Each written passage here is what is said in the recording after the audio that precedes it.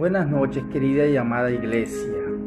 En el día de hoy le vamos a compartir y a dar continuidad a los estudios bíblicos que estamos realizando y compartiendo por parte de nuestra iglesia Centro Cristiano Restauración Panamá. Saludos a Centro Cristiano Restauración Venezuela, a Centro Cristiano Restauración Perú y a todos los demás hermanos quienes forman parte de esta iglesia. En esta noche, hermanos, lunes 21 de diciembre, ya casi finalizando el año, vamos a hablar y a conversar y a realizar un estudio bíblico sobre el libro de Jeremías. Ahora bien, primero que nada y antes de dar inicio a este estudio bíblico, vamos a orar, vamos a inclinar nuestros rostros allí donde estés y vamos a orar, Señor.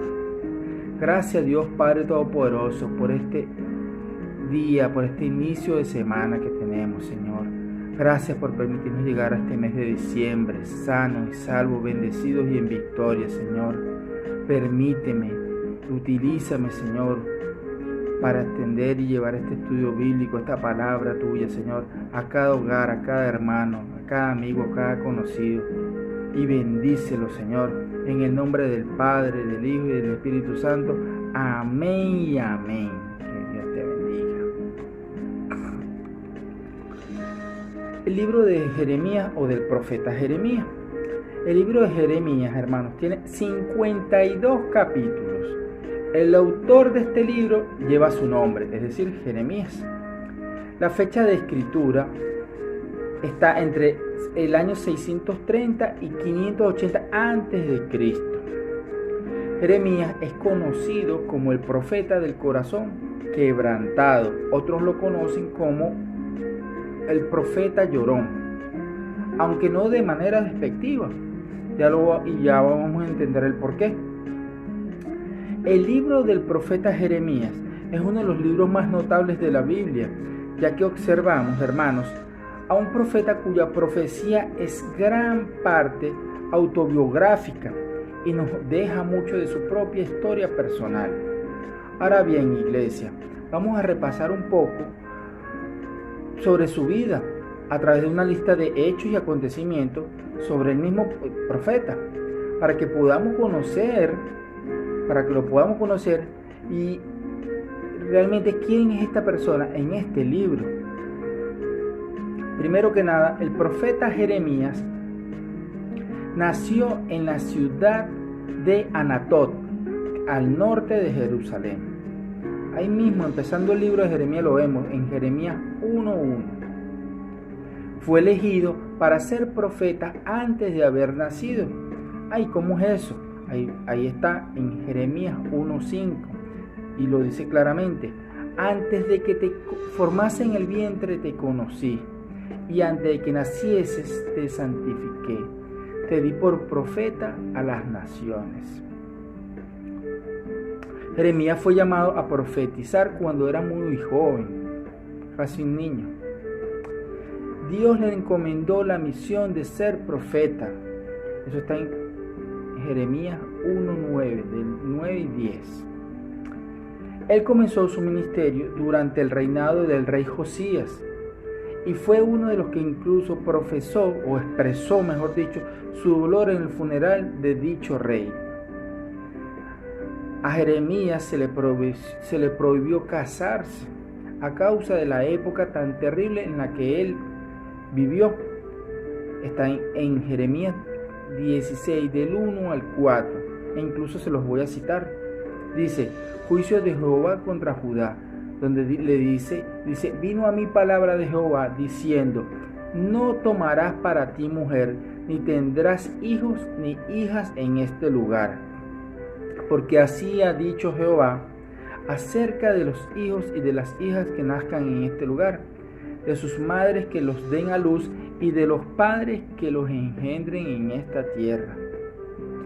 De dolorosas enfermedades morirán, no serán plañidos ni enterrados, serán como estiércol. Es fuerte esto, pero es así lo dice la palabra: serán como estiércol sobre la faz de la tierra, con espada y con hambre serán consumidos, y sus cuerpos servirán de comida a las aves del cielo y a las bestias de la tierra. Jeremías fue rechazado por su pueblo, fue odiado, fue golpeado, fue colocado en el cepo, fue prisionero, pues, fue puesto en la cárcel, mejor dicho, y acusado incluso de ser traidor. Su mensaje quebrantó su propio corazón. Quiso dimitir a su cargo, pero ¿saben algo? Dios no se lo permitió. Vio la destrucción de Jerusalén y el cautiverio de Babilonia. Eso sí, el capitán de las fuerzas babilónicas le permitió permanecer en su tierra.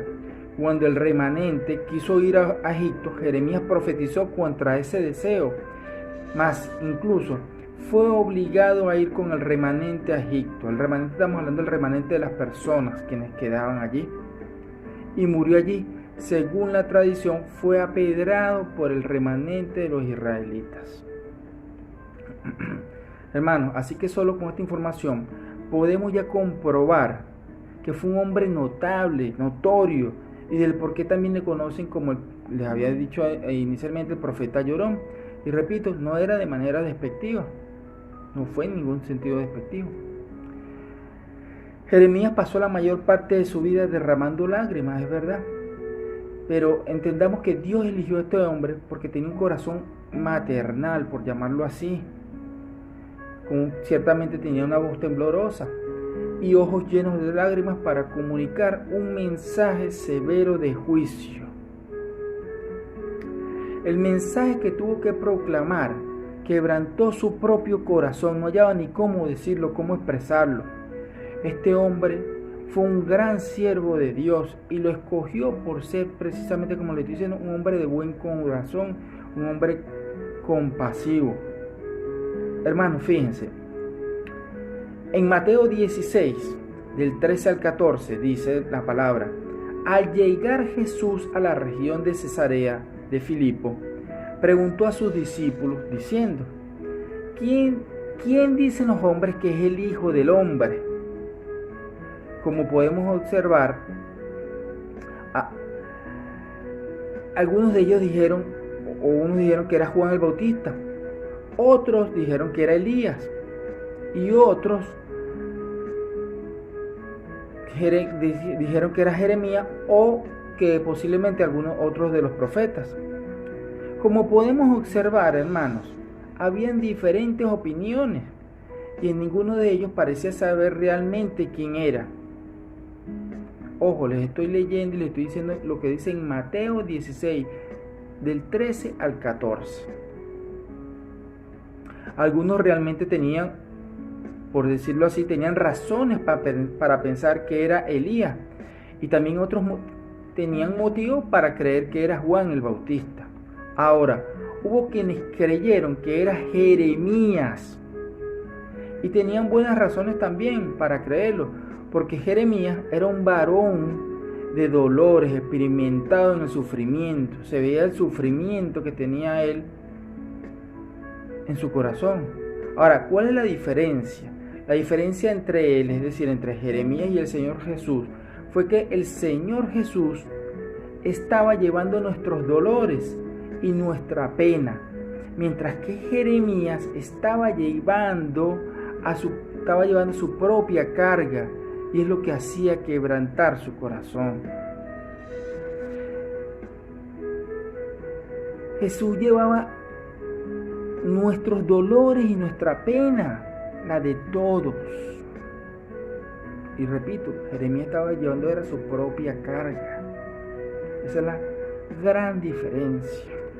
Es más, parafraseando aún más, Jeremías en una oportunidad, como les dije también arriba, se dirigió al Señor diciéndole: no puedo continuar, este asunto, este tema me está destrozando.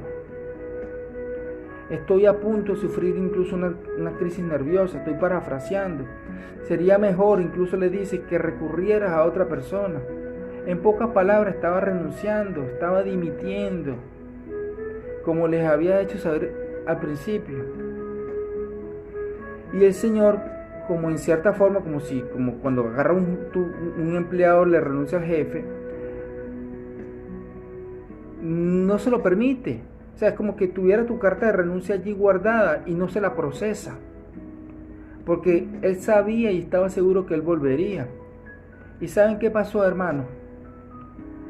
Ahí lo dice expresamente en Jeremías capítulo 20. Dice, Jeremías regresó porque él sentía y había en su corazón como un fuego ardiente metido en sus huesos. Traté de resistirlo, dice la palabra, pero no pude, y comunicó el mensaje, pero eso quebrantó su corazón. Dios quiso tener esa clase de hombre, porque era el hombre apropiado para entregar un mensaje tan severo. Dios quiso que los israelitas supieran que aunque los estaba enviando al cautiverio, y al hacerlo los estaba juzgando, ese hecho estaba quebrantando su corazón divino. Jeremías comenzó su ministerio aproximadamente un siglo después que Isaías. Empezó su obra durante el reinado del rey Josías y la continuó durante el cautiverio en Babilonia. Él fue el que predijo los 70 años de cautiverio de Babilonia. Él también vio más allá de la oscuridad del cautiverio, la luz. Ningún profeta habló tan brillantemente y con tanto entusiasmo sobre el futuro. Ahora bien, el mensaje de Jeremías, por llamarlo así, fue el más desagradable jamás comunicado a un pueblo y fue rechazado. Por eso es que Jeremías fue considerado un traidor, porque dijo que había que rendirse a Babilonia. El profeta Isaías, casi un siglo antes de él, había hablado de resistir. Entonces, ¿por qué este cambio? ¿Por qué este cambio en los días de Jeremías? Porque él hablaba era de rendirse. En la economía de Dios, la nación estaba acabada. Los tiempos de las naciones ya habían comenzado con Babilonia. Ahora, miren, mis queridos hermanos, ¿quieren que les diga algo? Las calamidades que anunció Jeremías debieron de escandalizar al pueblo de Israel. No les agradó. ¿Cómo iba a ser reducido a cenizas el glorioso templo que había sido de centro de adoración por más de 3 siglos? ¿Cómo iba a yacer desolada la ciudad de Jerusalén y la tierra de Judá? ¿Cómo iban a llevarse cautivos a sus habitantes? Mejor dicho, en el libro de Jeremías, que es el segundo más extenso de la Biblia, tiene 52 capítulos y recoge estas y muchas otras declaraciones. Además cuenta las vivencias del mismo profeta a lo largo de sus 67 años que él estuvo fiel al ministerio. Hermanos, miren, leer, analizar, interpretar el libro de Jeremías nos llevaría horas, mejor dicho, días. Y lo voy a resumir o sintetizar aún más todavía. El libro de Jeremías es primeramente un mensaje de juicio sobre Judá. ¿Por qué? Por la creciente idolatría. Después de la muerte del rey Josías, el último rey justo, quien fue el último rey justo, la nación de Judá había abandonado casi o prácticamente a Dios y sus mandamientos. Y sonará incluso fuerte esto que les voy a decir. Jeremías compara a Judá con una mujer de lo que hoy por hoy llamaríamos o diríamos de la vida alegre. Y lo puede buscar, hermano. Búsquelo aquí en Jeremías, capítulo 2, versículo 20. Ahí está. Dice, porque desde muy atrás rompiste tu yugo y tus ataduras y dijiste, no serviré. Con todo eso, sobre todo collado alto y debajo de todo árbol frondoso, te echabas como ramera. Es fuerte. Dios había prometido que Él juzgaría la idolatría de la forma más severa, y eso fue lo que ocurrió. Eso no lo digo yo, eso está en la palabra, búsquelo en Levítico capítulo 26. Y Jeremías estaba advirtiendo a Judá que el juicio estaba ya por llegar, estaba a la puerta. Dios había librado a Judá de la destrucción en varias oportunidades, en incontables ocasiones, y su misericordia había llegado a su fin. Jeremías describe al rey Nabucodonosor conquistando y sojuzgando a Judá bajo su dominio. Después de una rebelión posterior, Dios trajo a Nabucodonosor y el ejército babilonio regresó para destruir y desolar a Judá y a Jerusalén. Eso sale allí en Jeremías en el capítulo 52. Ahora bien, hermanos, también les hago saber, aún en medio de ese severísimo juicio, Dios promete restauración. Grande es. Le promete restauración a Judá cuando regrese a la tierra que Dios les había dado.